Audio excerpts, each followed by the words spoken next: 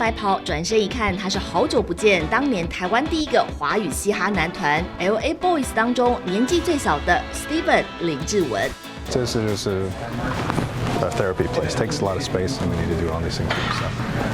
But 很像 gym, exactly. 今年40出头的他，现职是美国洛杉矶 Arcadia 这间医院的骨科外科医师。这个是小腿骨、大腿骨。OK。那我们看中线的话，这个是我们的半月板。对，所谓的摩擦，就是这里就会磨到，就是这边，对不对？然后长辈都是这里会痛。对。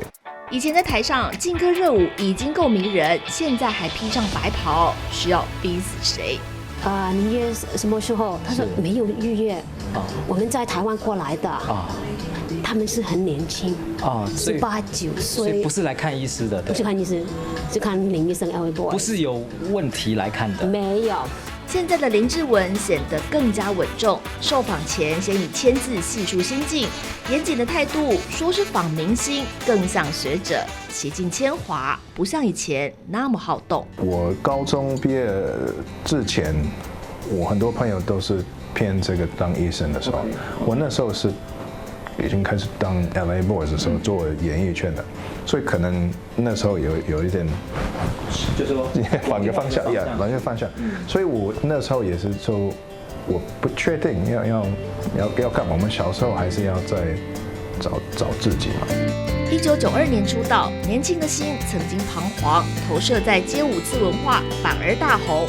那是与众不同的人生，而那时他其实需要被认同。我大学的时候有高中的朋友有出车祸，过世了。然后从这个经验之后。对我来说，在找自己的时候，就觉得这个我们有写首歌，然后就是纪念他们过世的。可是我还觉得这个，真来说有一点觉得是，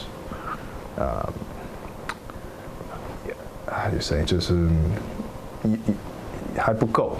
最怕失去同伴，朋友那场车祸唤醒他内在驱力，在移民文化养成下，原生家庭灌输的那股勇。做任何的事情一定要做到最好的，自己可以满意，才会有成就感。我一直都有这种观念，因为有可能我从小我爸也是博士级，所以他觉得这个是很重要的。我生活上的一些规矩就是说，一定要做任何事情要有自尊。自尊对移民很重要，不能被人看不起，是隐形家规的第一条。我们很喜欢讲走火入魔，还有这样子说，他最爱这句你这样走火入魔我也是 OK 了解 OK 那太过分的话就稍微退一下，就是控制一下。所以他大学读的是艺术史，研究所则是用最难的标准鞭策自己，攻读每年才1万名额的医学院。